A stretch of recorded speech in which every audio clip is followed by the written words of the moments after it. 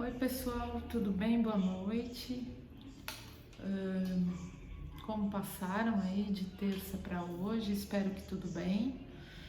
Por aqui também tudo bem. Queria conversar com vocês algumas coisinhas antes de começar a comentar a aula.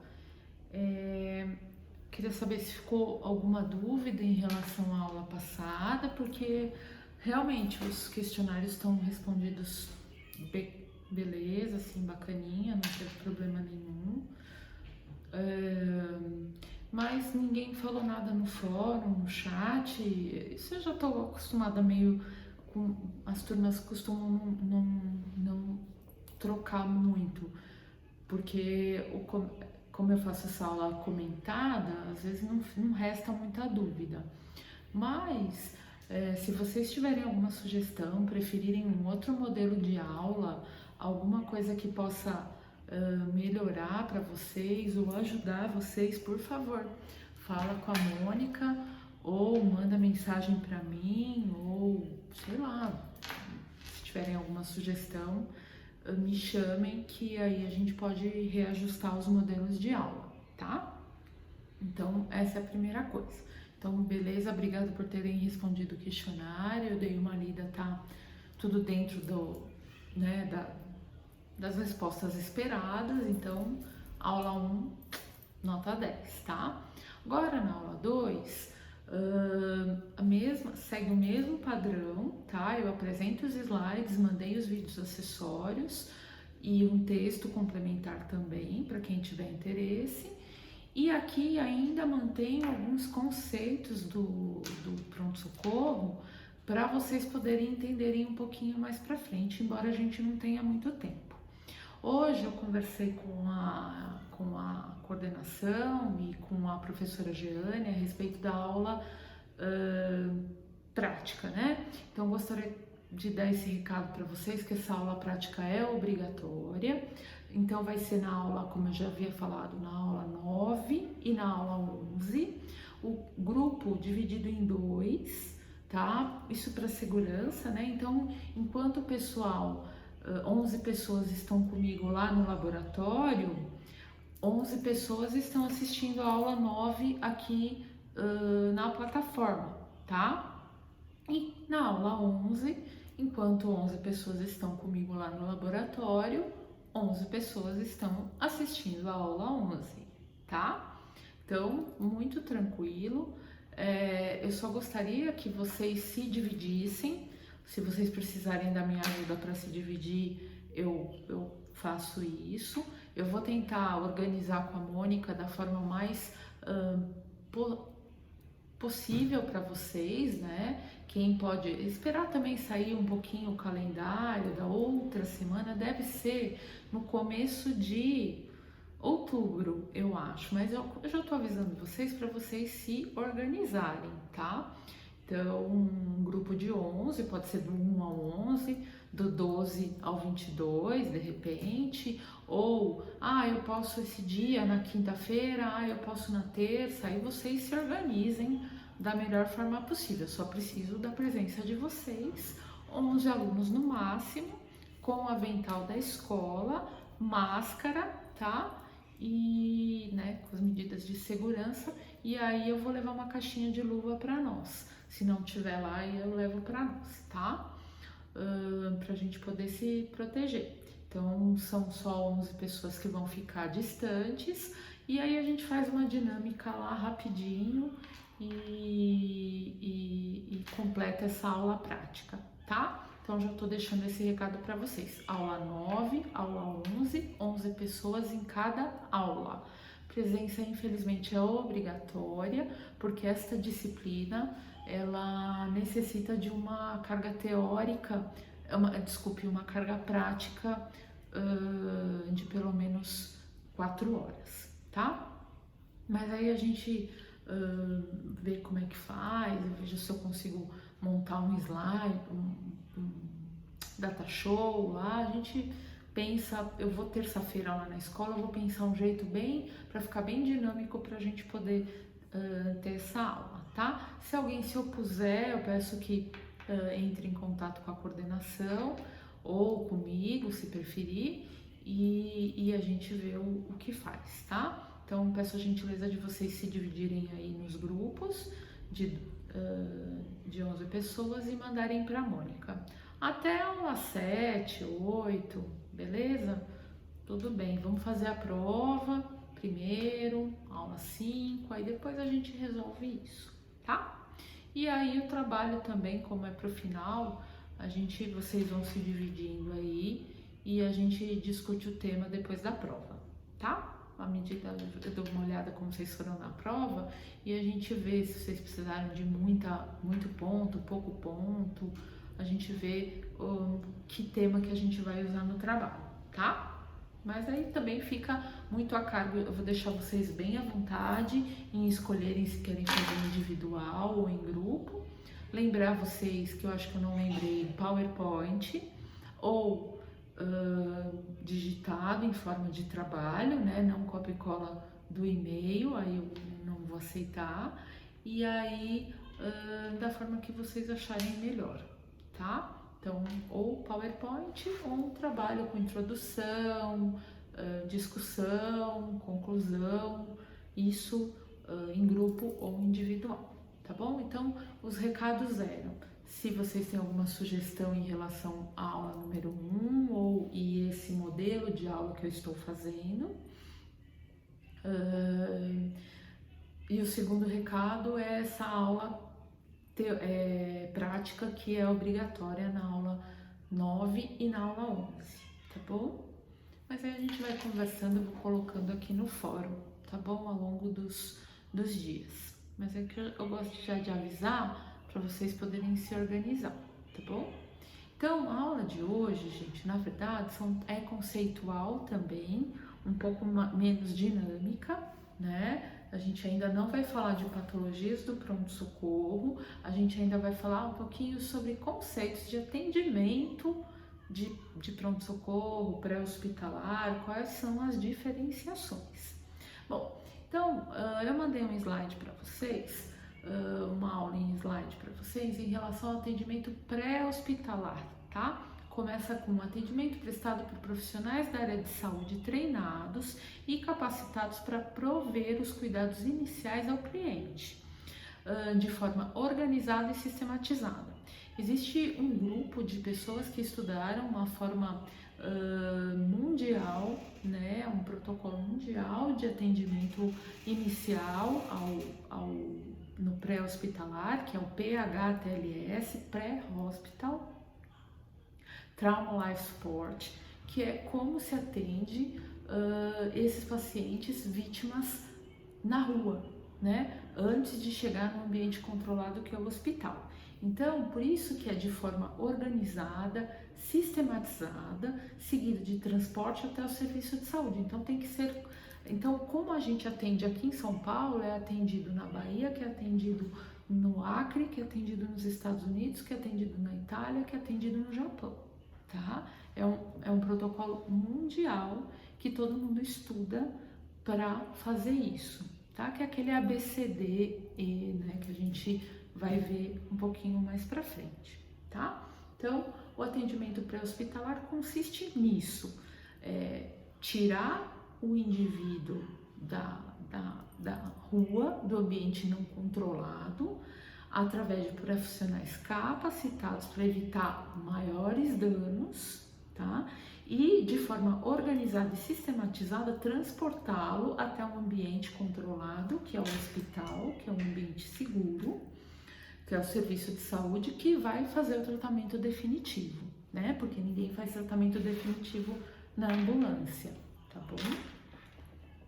Aí eu passo para o resgate. O resgate, o pessoal fala que atendimento pré-hospitalar é mais ou menos a mesma coisa que o resgate. Não é. O resgate consiste na retirada do indivíduo de um local, que por vezes é de difícil acesso, de onde o mesmo não consegue sair sozinho. Eu já falei isso um pouquinho na última aula, tá? Com segurança.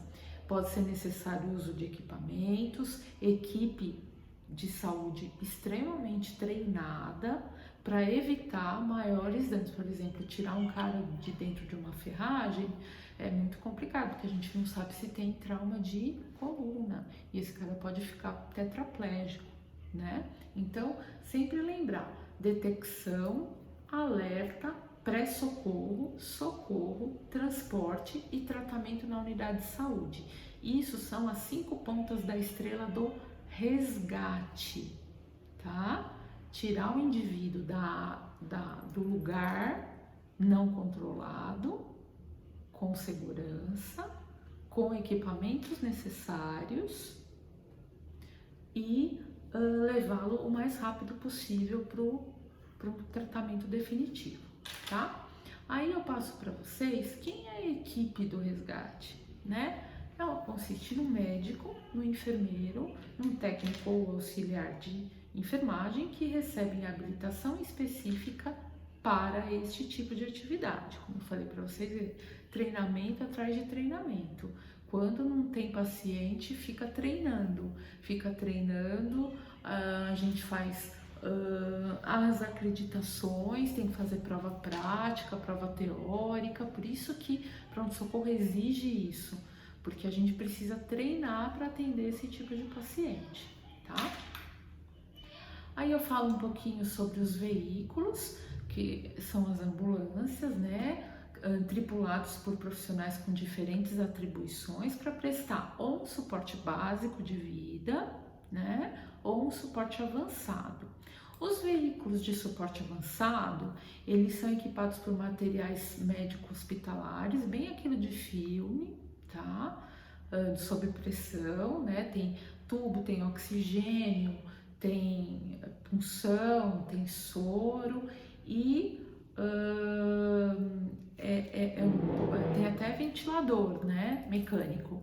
É um mini pronto-socorrinho ali dentro da ambulância. Já o suporte básico não é tão,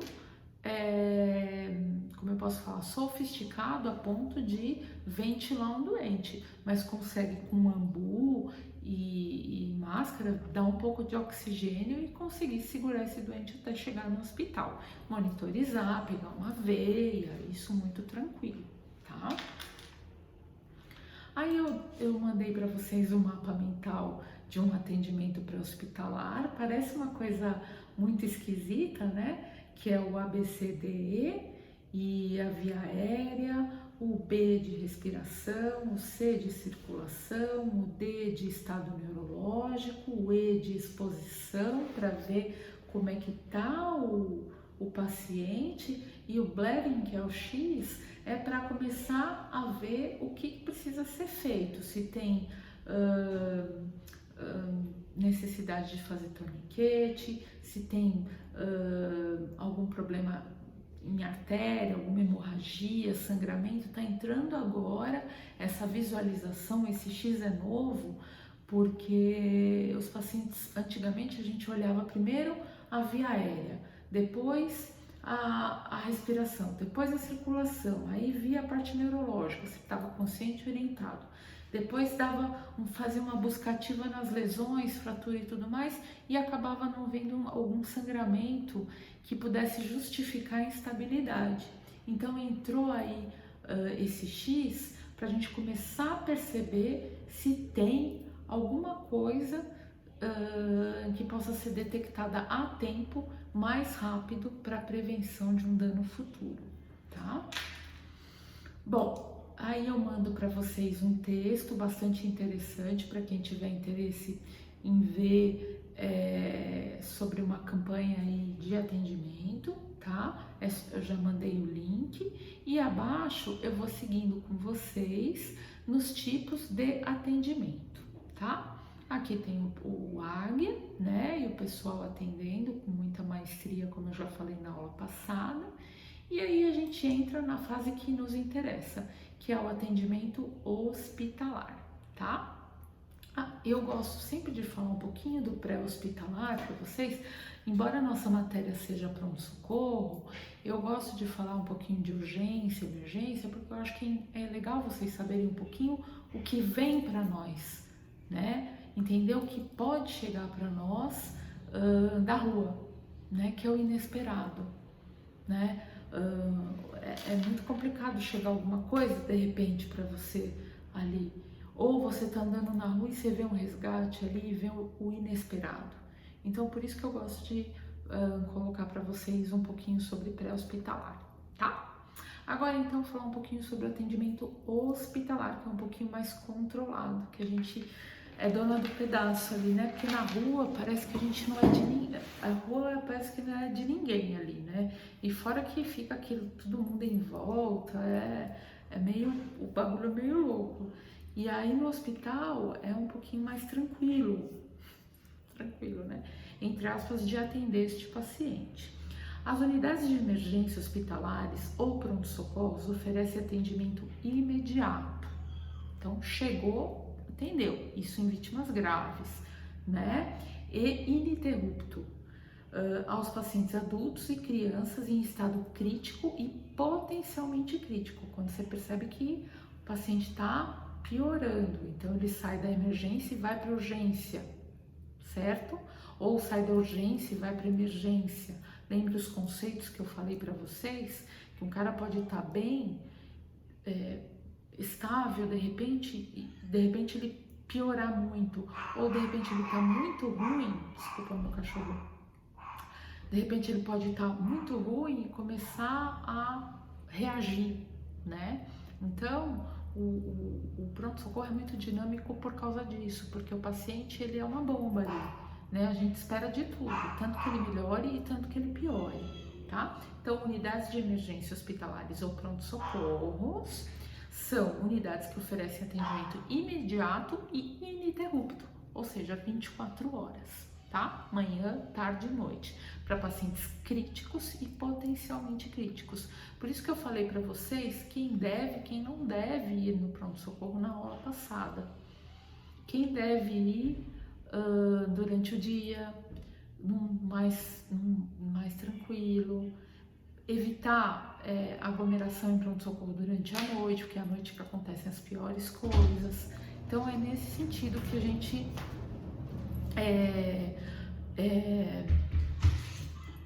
tenta otimizar o atendimento do pronto-socorro, tá? Partindo deste princípio do atendimento hospitalar, eu falo um pouquinho sobre a unidade de emergência, que é caracterizada por um fluxo intenso de pessoas que circulam nessa área restrita do hospital em razão da rotatividade dos pacientes que procuram o serviço, porque às vezes o cara vai, é rapidamente atendido ou ele rapidamente é transferido para o centro cirúrgico, para a UTI, para a clínica, né, como eu falei para vocês. E em razão dessa rotatividade, a gravidade das condições em que se encontram, a gente saber a gravidade das condições desse paciente é muito importante para a gente rodar, fazer rodar esse ambiente, porque senão entope de gente ali, você não consegue ver quem está piorando, quem está melhorando. Sabe aquelas imagens bem do Jornal Nacional de pronto-socorro, com 500 macas, as pessoas deitadas no chão? É bem aquilo, né? Aquilo é verdade. Então eu tô falando para vocês a melhor das condições, mas nem sempre a gente consegue garantir isso, tá? A gravidade das condições pode ser trauma, afecções não traumáticas, infarto, edema agudo de pulmão, AVC, tá? Alterações de comportamento por ingesta de droga ou alterações psíquicas, entre outras, mas a maior parte dos atendimentos ou é trauma, né? Não precisa ser trauma de carro, pode ser uma queda da laje, uma machadada, uma patada de cavalo, uma mordida de cachorro, uma mordida de cobra, um desmaio repentino, uma queda da própria altura, um AVCI, um AVCH, um infarto, uma angina, uma afecção respiratória, uma asma e agora o Covid, uma insuficiência respiratória em curso, uma febre de difícil controle, né? Então, tô dando exemplos para vocês do que chega no pronto-socorro, tá? Não é só trauma que chega no pronto-socorro, né? Bom, quando procurar o pronto atendimento e quando procurar o pronto socorro, né? Então eu coloquei um slidezinho aí. O pronto atendimento é aqueles PAs, aquelas UPAs que não estão tão a diferença entre a UPA e o pronto-socorro, ela é importante que vocês saibam, porque as duas modalidades de atendimento, elas atendem pacientes, mas elas têm características diferentes. A UPA nem sempre tem uma tomografia, nem sempre tem o centro cirúrgico, nem sempre tem o cirurgião de plantão. Então é meio complicado você saber quando devo ir para o hospital, quando devo ir para a UPA, quando devo ir para o pronto-socorro, né, hospital. Então, precisamos saber as definições de cada um, que é o que eu estou passando para vocês aqui, para a gente poder encaminhar, tá? Aí entra o slide que eu mostro para vocês. Quando é legal ir para o pronto-socorro? Quando dores fortes no peito, quando tem dor repentina na cabeça, queda, pressão alta, convulsão, desmaio, sinais de AVC, acidentes domésticos, de trânsito. Quando não ir? Quando ir para um pronto atendimento, por exemplo, gripe, óbvio que o Covid não é no caso, né? Gastroenterite, vômito, diarreia, febre ali de fácil controle, infecção urinária, pequenas suturas, lavagem de ouvido, dor de cabeça, que é controlável. Então, para evitar que o pronto-socorro fique abarrotado, existe essa diferenciação. Quando eu devo ir, tá? E essa diferença entre pronto atendimento e pronto socorro, tá? Isso é muito importante que vocês saibam, está no slide 19. O pronto socorro, pelo Ministério da Saúde, ele é definido como responsável por prestar assistência a pacientes com ou sem risco de vida. Às vezes as pessoas vão para lá, né, por desconhecimento. Podemos citar como, por exemplo, tudo que eu já falei para vocês: acidente, agressão, arma de fogo, arma branca, patada de cavalo. A gente percebe de tudo aqui no pronto-socorro de Santana, né? Animais peçonhentos. Já o pronto atendimento são unidades não necessariamente integradas a um prédio do hospital, né? A um complexo hospitalar, que presta o serviço a partir de um horário determinado. Às vezes não é 24 horas. E ele é responsável por casos agudos. E às vezes, se percebe que o negócio está degringolando, esse paciente obviamente tem que ser transferido. Nessa modalidade de pronto atendimento, pessoas com doenças crônicas que podem agudizar, né? Por exemplo, alguém que tem uma artrite, que está com uma dor muito forte,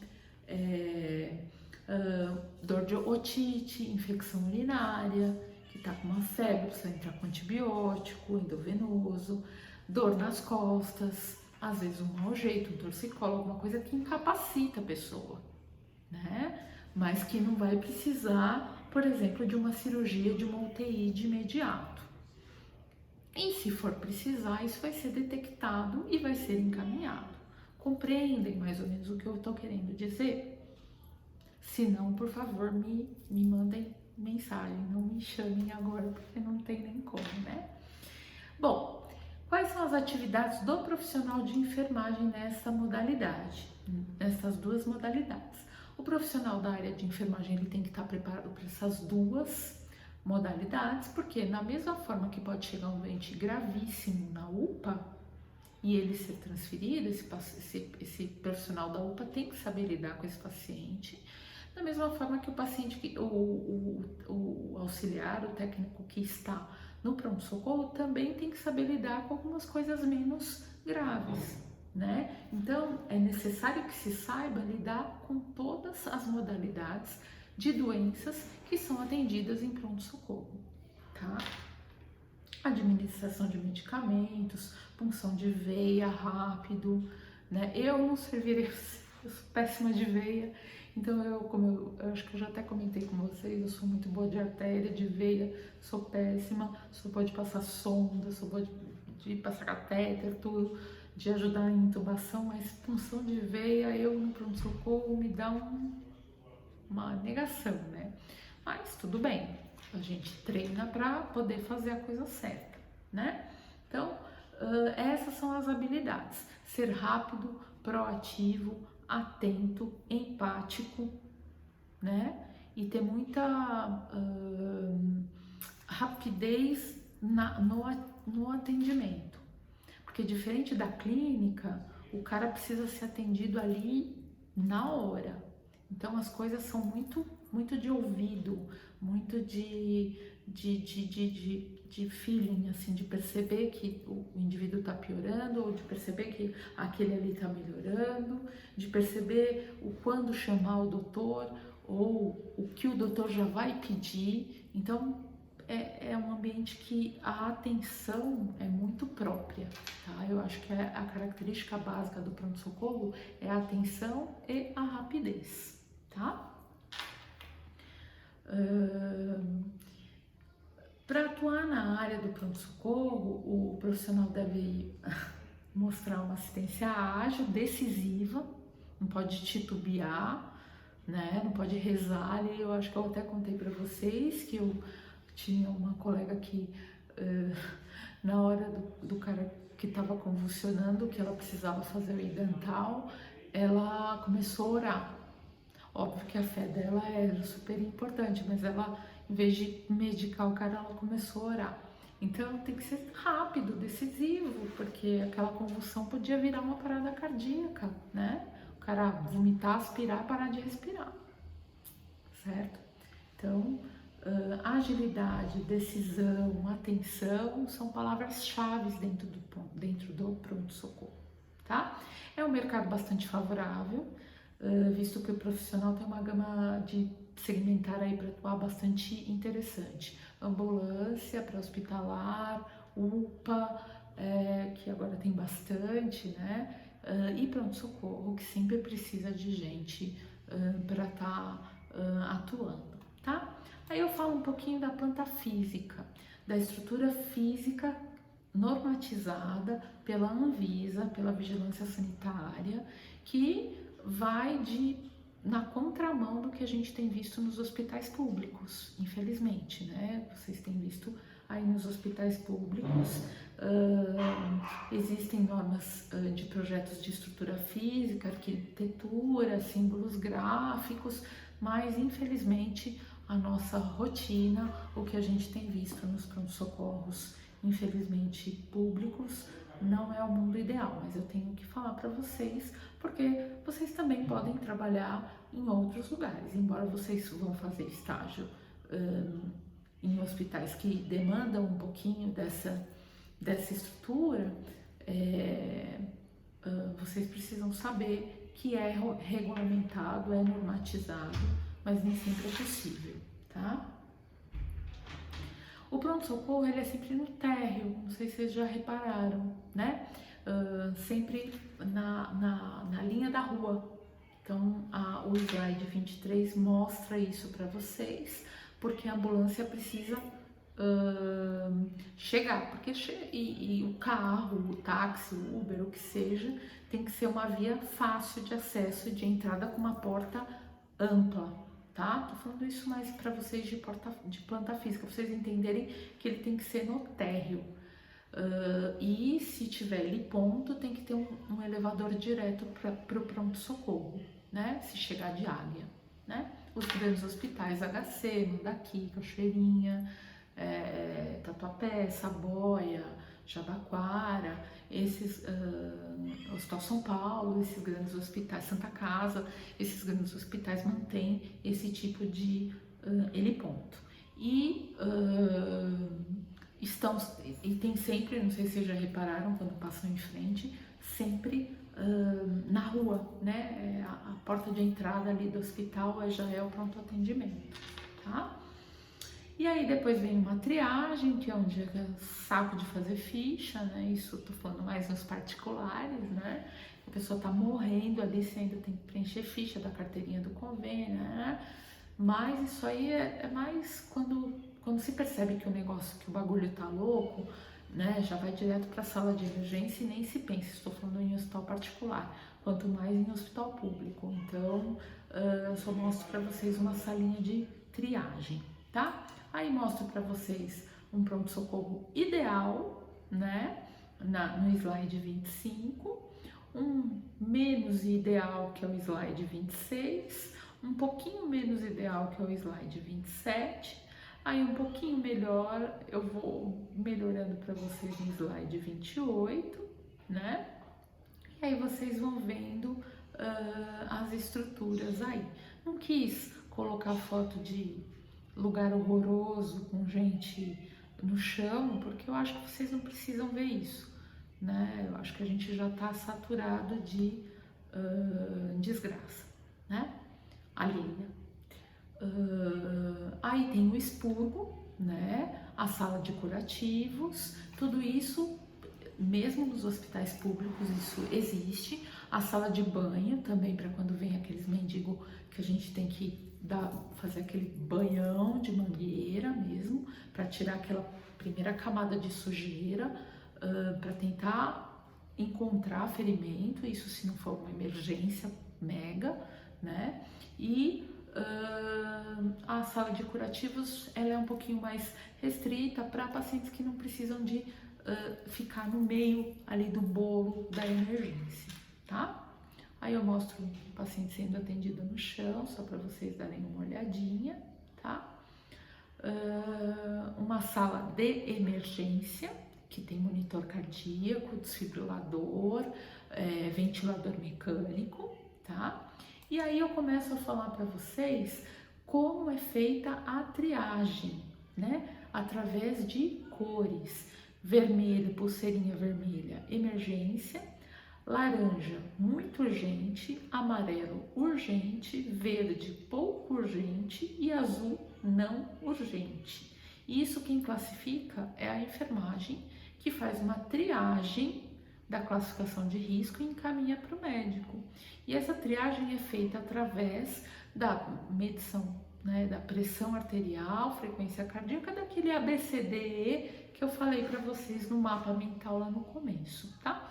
Ou, se caso o paciente já está chegando com a ambulância, se não é um paciente vindo de casa com a família, a ambulância já passa um plantãozinho rápido ali para quem está no plantão administrativo do pronto-socorro, fala, ó, tô levando um politrauma para vocês aí. Então a gente já sabe que é da pulseira laranja para frente, né? Laranja que é amarela, da amarela para frente, que é urgente, a muito urgente, que é a laranja, ou a vermelha, então a gente já sabe que vai vir alguma coisa. Mas quando o paciente vem de casa, passa por essa triagem, faz o ABCDE, dá uma geral, mede uma glicemia, vê os antecedentes pessoais e já classifica. Por isso que o pessoal tem que ser ágil, tem que ter feeling, expertise em perceber já o que está rolando com o doente, para não colocar uma pulseirinha verde num cara que está infartando e não colocar uma pulseirinha vermelha para um cara que está com uma dor de barriga, né? Entendeu? Mais ou menos. É um exemplo meio grosseiro, mas acontece, tá? E aí eu coloco alguns casinhos para vocês darem uma olhada, tá bom? Para vocês entenderem um pouquinho é um diário de um pronto-socorro, 00:45, álcool e sangue, aí vem 4:30, paciente com um pouquinho de chorando na maca, e na madrugada sempre tem algumas coisas muito interessantes, aí eu conto as historinhas aqui para vocês, tá bom? Para vocês só terem a ideia do como é passar uma madrugada no pronto-socorro, tá bom? Então, se vocês tiverem alguma dúvida, eu estou à disposição. disposição. Eu finalizo com vocês a aula de hoje. Na semana que vem teremos aula terça e quinta de novo. Eu vou falar um pouquinho mais sobre triagem, já vou introduzir nos traumas, tá? Hemorragia e etc. E aí a gente já começa a pegar patologias mais graves que chegam no pronto-socorro, tá bom? Então essa semana foi mais pra gente se rever, matar a minha saudade, né? Porque vocês nem mandaram nenhuma mensagem. Então essa semana vai ser um pouquinho mais tranquila para vocês só se familiarizarem com a matéria. E aí semana que vem a gente pega pesado aí nas patologias, tá bom? E como atendê-las, tá? Então não esqueçam, por favor, de já começar a pensar nas divisões, né? Para aula prática. E não esqueçam de começar também já a pensar em se dividir do trabalho, mas isso aí depois da prova a gente vê, tá bom? Então um abraço, uma boa noite para vocês e uma boa aula, tá? Eu tô à disposição no chat e no fórum.